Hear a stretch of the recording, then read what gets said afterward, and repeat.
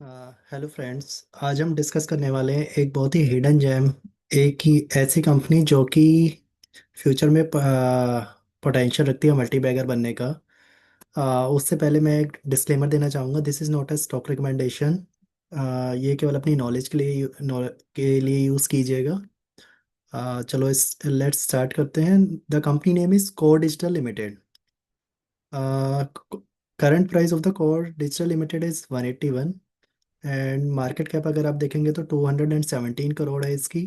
और सबसे इंटरेस्टिंग चीज़ इसमें ये है कि इसका जो पी है केवल 4.48 है, जो कि अभी का इसका डे बिफोर येस्टरडे ही रिजल्ट आया था, उसके बाद इसका पी बहुत ही नेग्लिजिबल हो गया है। बेसिकली 4.48 है, बहुत ही चीप प्राइस पे ये कंपनी अवेलेबल है।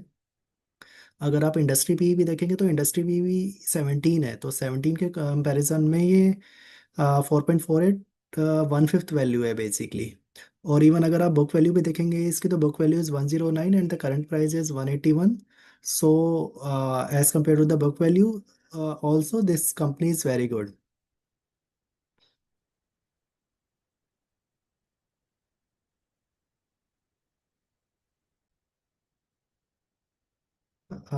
एंड आर ओ सी अगर आप देखते हैं तो 45% आर ओ सी है एंड आर ओ इज़ 35%, तो company from the share holder point of view is also very good. इसके बाद इसका चार्ट देखते हैं बेसिकली। चार्ट अगर हम देखते हैं इसका, तो ये कंपनी जो लिस्ट हुई थी, बेसिकली ये कंपनी लिस्ट हुई थी जून 2023 के अंदर। फिर इसने बहुत ही अच्छे मोमेंटम में अच्छे रिजल्ट्स के साथ अपना हाई बनाया था समवेयर अराउंड 900, जो कि आज ही अवेलेबल है 181 के प्राइस पे। तो the stock is down approximately 70% from is अब ऑल टाइम हाई। ये भी हम बाद में डिस्कस करेंगे कि इसका क्या मेन रीज़न है, क्यों ये इतने कम प्राइस पे अवेलेबल है। अब इसके कुछ हम क्वार्टरली रिजल्ट्स पे देखते हैं जो कि अवेलेबल हैं अभी। तो अगर हम क्वार्टर ऑन क्वार्टर रिजल्ट्स देखेंगे तो कंपनी ने ग्रोथ दिखाई है। And if you look at the P and L, तो पी एंड एल में अगर हम देखेंगे कि जो फाइनेंशियल ईयर 24 में इसका रेवेन्यू था 104, वो लास्ट ईयर मार्च 25 में बढ़ के हो गया 328 crore. And the profit has gone up from 11 crore to 38 crore. और इसकी जो गाइडेंस है, guidance somewhere around is 800 crore, वो भी हम अभी आगे देखेंगे कि कंपनी ने कौन कॉल में क्या कहा है। उससे पहले हम इसका कंपनी का कैश फ्लो देख लेते हैं। Cash flow is also positive. And share holding pattern अगर हम देखें तो शेयर का जो प्रमोटर होल्ड करते हैं आज की डेट में 63.35% प्रमोटर होल्ड करते हैं। एंड अभी रिसेंटली प्रमोटर ने अपना स्टेक बढ़ाया था इस कंपनी में। इसके बाद अगर हम देखें इसके रिजल्ट्स का, अगर हम एक बार देखें क्वार्टरली रिजल्ट जो इसके आए हैं रिसेंटली, जो क्वार्टर रिजल्ट्स आए हैं बेसिकली, तो अगर आप देखेंगे क्वार्टर रिजल्ट्स, तो इस क्वार्टर में जो इसके रिजल्ट्स आए हैं 100 करोड़ के इन्होंने रेवेन्यू किए हैं। And the profit after tax is basically 10 10 crore 10 crore. अगर हम इसको लास्ट क्वार्टर से कंपेयर करें, बेसिकली लास्ट ईयर के क्वार्टर से, तो in comparison to the last quarter, this one basically year to date, this this one basically अगर हम कंपेयर करें तो 41 करोड़ से बेसिकली रेवेन्यू इंक्रीज हो गई है 100 crore. And profit after tax has gone up from 2 crore to 10 crore. तो result is awesome. And even अगर आप एक चीज़ और नोटिस करेंगे तो कंपनी का जो रेवेन्यू था, जो कंपनी का रेवेन्यू था बेसिकली फाइनेंशियल ईयर 25 का, उसके अंदर रेवेन्यू था 328 करोड़ का। और उस 328 करोड़ में से कंपनी ऑलरेडी 6 मंथ्स के अंदर 237 करोड़ का रेवेन्यू कर चुकी है। सो कंपनी ऑलरेडी 75% रेवेन्यू जो लास्ट ईयर के कंपैरिजन में था, ऑलरेडी फर्स्ट 6 मंथ्स में ही कवर अप कर चुकी है। और अगर हम इसकी मैनेजमेंट के बारे में देखें कि जो मैनेजमेंट में अगर हम देखें बेसिकली, तो ये मैनेजिंग डायरेक्टर है मिस्टर रविंद्र जोशी। एंड इन्होंने जो कंपनी की गाइडेंस दी है वो दी है कि इनके ऑलरेडी समृद्धि प्रोजेक्ट चल रहा है जो कि 400 करोड़ का प्रोजेक्ट पाइपलाइन में है, एंड जिसकी एक्सपेक्टेड डेट है दिसंबर बेसिकली 25, और and Q4 of FY 26। And ये एंटिसिपेट कर रहे हैं कि 1000 is the upper limit basically. अगर हम 1000 भी ना माने तो 700 to 8 करोड़ में भी अगर हम जाते हैं तो कंपनी का रेवेन्यू काफ़ी अच्छा जंप हो सकता है as compare to the last year. अब कंपनी का एक बार ओवरव्यू देखते हैं कि कंपनी करती क्या है बेसिकली। कंपनी क्या करती है basically, company has an emerge as a significant contributor to Maharashtra. तो बेसिकली कंपनी जो है मुंबई बेस्ड कंपनी है जो कि टेलीकॉम इंफ्रास्ट्रक्चर में बेसिकली काम करती है। द कंपनी फोकस करती है deployment and upkeep of telecom towers, poles and large scale optical fibers networks में कंपनी काम करती है। एंड इनके जो प्रोमिनेंट क्लाइंट्स हैं basically Reliance Jio, Vodafone, Bharti Airtel and Tata tele services इनके क्लाइंट्स हैं। कंपनी की अगर हम एक बार जर्नी पे नज़र डालें तो कंपनी स्टार्ट हुई थी 2000 में।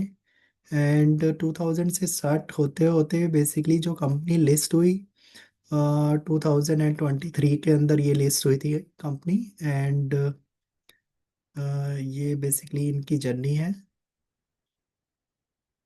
ग्लोबल टेलीकॉम क्लाइंट्स हैं इनके और टेक जायंट्स इनके क्लाइंट्स हैं।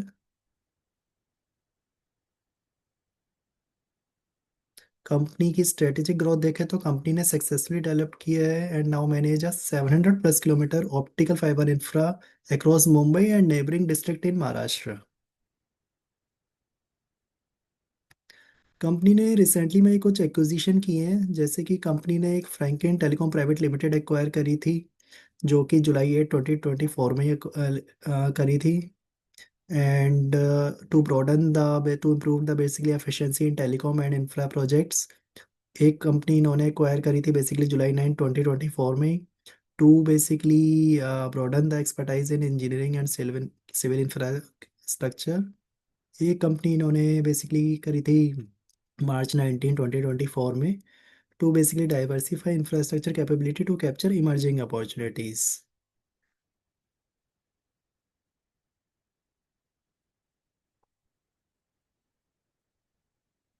So company is looking very good from the results point of view, even even from the growth point of view as well. अब कंपनी के अगर हम वे फॉरवर्ड पे थोड़ा चलें तो कंपनी के जैसे हमने डिस्कस किया कि KDL has 400 crore of projects line up for FY 24 and 25 centre जो उनको मिले थे। और 25-26 में जो रेवेन्यू ये एंटिसिपेट कर रहे हैं 1000 करोड़ का कर रहे हैं, जो कि FY 25 में केवल 328 करोड़ ही रेवेन्यू था इनका। तो अगर हम माने कि अगर ये 1000 करोड़ नहीं भी अचीव कर पाते, अगर 800-900 करोड़ भी कर पाते हैं तो भी 328 के कंपैरिजन में ऑलमोस्ट डबल का रेवेन्यू बेसिकली ये एंटिसिपेट कर रहे हैं।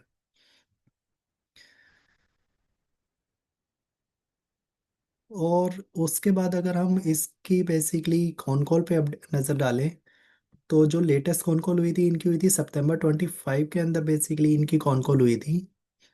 और उसमें अगर हम देखें तो इन्होंने बोला है कि जो समृद्धि मार्ग फाइबर कॉरिडोर में ये प्रोग्रेस कर रहे हैं बेसिकली उसका पार्ट 1 ये टारगेट कर रहे हैं कंप्लीट करने का बाय नवंबर 2025 तक।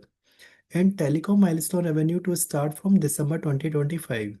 क्योंकि टेली जो भी इंफ्रास्ट्रक्चर कंपनीज होते हैं जब उससे एक माइलस्टोन कंप्लीट हो जाता है तब तभी ही उसका रेवेन्यू रिकॉग्नाइज किया जाता है। तो इसका रेवेन्यू ये कह रहे हैं कि रिकॉग्नाइज करेंगे दिसंबर 2025 के अंदर।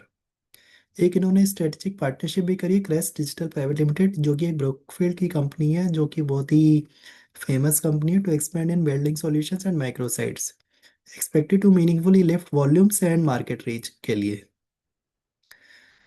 इस कंपनी का जो बेसिकली अगर हम देखें कि जैसे कि अगर हमने गाइडेंस की बात करी थी कि FY 26 की इन्होंने थोड़ी सी गाइडेंस अभी कट करी थी September 25 में, लेकिन तब भी इन्होंने बोला 800 करोड़ का। And 1000 crore is the opportunity not the base case. So growth guidance company की बहुत ही अच्छी है। एंड इसका जैसे कि हमने समृद्धि महामार्ग फाइबर कॉरिडोर अभी जैसे कंप्लीट होगा उसका फेज 1, तो उसके बाद दिसंबर 2025 में बेसिकली ये लोग रेवेन्यू भी रिकॉग्नाइज करना शुरू कर देंगे। एंड स्ट्रेटजिक पार्टनरशिप हुई है इनकी क्रिस डिजिटल प्राइवेट लिमिटेड के साथ। M&A जैसे कि हमने देखा कि इन्होंने कुछ जैसे रिसेंट एक्विजिशन किए थे Franklin Telecom, Wolf, KDL infra for to grab the basically global and other opportunities.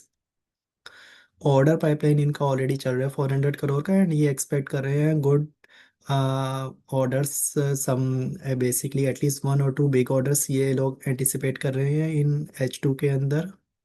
इनका जो मेन ट्रिगर एक और आने वाला है वो बेसिकली आने वाला है, they are basically expanding themselves into the defense also basically apart from the infra।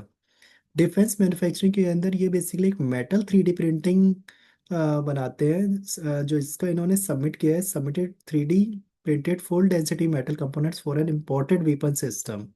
जो कि इंपोर्ट किया जाता है वेपन सिस्टम, उसका जो 3D printed printed full density metal component होता है वही ये लोग डिज़ाइन करते हैं। उन्होंने ये लीडिंग इंडियन डिफेंस ऑर्गेनाइजेशन को भेजा भी है।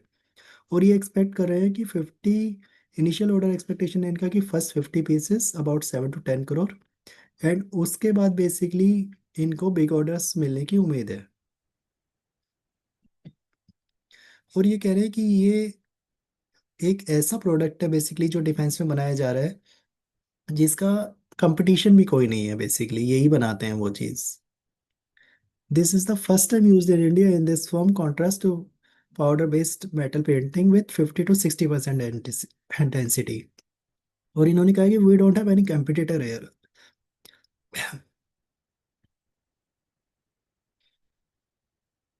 जिसका ये कैपेक्स प्लान कर रहे हैं Q4 FY 2026 के अंदर, मतलब कि इसी फाइनेंशियल ईयर के अंदर ये कैपेक्स भी प्लान कर रहे हैं 150 करोड़ का। And this is the main another trigger of core Digital limited. और अगर इनका ये सक्सेसफुल हो गया इम्प्लीमेंटेशन, तो company can move from, can be a good multibagger from this point.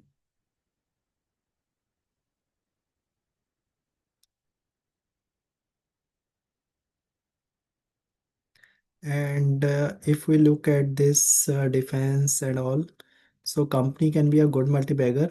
Now the, अगर हमारा जो मेन क्वेश्चन है बेसिकली कि कंपनी का अभी तक बेसिकली क्यों मूव नहीं हो पाया, मतलब कि क्यों इस प्राइस पे अवेलेबल है, कि ऑल टाइम हाई 100 का अगर हम चार्ट देख रहे थे जैसे कि 900 से सीधा ये क्यों गिर गई है बेसिकली 180 पे। तो उसका जो मेन रीज़न है बेसिकली जो इनका मर्चेंट बैंकर था, बेसिकली जो मर्चेंट बैंकर क्या होते हैं, जो कि IPO लाने में हेल्प करते हैं कंपनीज की सेबी के ऊपर, मतलब स्टॉक एक्सचेंजेस के ऊपर। तो इनका जो बेसिकली मर्चेंट बैंकर था वो था फर्स्ट ओवरसीज कैपिटल लिमिटेड। तो फर्स्ट ओवरसीज कैपिटल लिमिटेड को सेबी ने जब जांच करी उसके ऊपर, तो उन्होंने कुछ फ्रॉडुलेंट एक्टिविटीज़ में वो इन्वॉल्व थे, जिसकी वजह से उनको 2 इयर्स के लिए बैन कर दिया एंड फाइन भी किया गया 20 लाख का। लेकिन अभी 16 अक्टूबर 2025 को कंपनी ने बोला है कि ये कंपनी ने एक रिलीज किया था, प्रेस रिलीज किया था 16 अक्टूबर 2025 को, जस्ट 1 मंथ बैक बेसिकली। और उन्होंने बोला है कि Core Digital clarifies stand on market speculation, reaffirm strong governance transparency and continued growth momentum. तो उन्होंने बोला है हमारा on the recent news related to First Overseas Capital Limited, जो कि अभी हमने देखा जो इनके मर्चेंट बैंकर्स थे, उनसे रिलेटेड इन्होंने बोला है कि हमारा बेसिकली उसके अंदर कोई इन्वॉल्वमेंट नहीं है। अगर आप देखेंगे तो कि at Core Digital Limited integrity and diligence are the cornerstones of everything we do. During our IPO, First Overseas Capital Limited acted as a lead manager, and the company has paid its full professional fees and fulfilled all responsibility in accordance with the regulatory norms at that time। कि मतलब कि जो उन्होंने as a lead manager काम किया, हमने उनको पूरी फीस दे दी है, और उसके बाद उनका उनसे कोई बेसिकली कनेक्शन नहीं है। तो अगर वो उस फ्रॉडुलेंट एक्टिविटीज़ में पाए गए तो उसमें कोर डिजिटल लिमिटेड का कोई लेना देना नहीं है। एंड सेकंड, अभी उन्होंने रिसेंट में ही जैसे कि हमने डिस्कस किया कि उन्होंने अपने ग्रोथ ट्रिगर्स भी साथ में बताए हैं, कि जैसे कि 3D प्रिंटिंग वाले डिफेंस के अंदर जो ये एक्सपेंड करने वाले हैं आपको। और even the growth guidance is, जो जो हमने बात करी कि growth guidance of the company is also very good. So, as per my view, basically, although this is not a stock recommendation, only this I'm only giving my view that the price of the stock is very cheap and the PE is also very cheap. And if we look at the results and the revenues, so they are going consistently.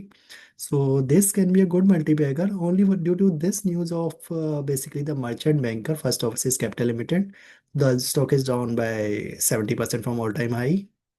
सो अगर आपको basically analysis पसंद आया हो तो please channel को video को like करें, channel को सब्सक्राइब करें एंड अपने फ्रेंड्स के साथ शेयर करें प्लीज़। Thank you.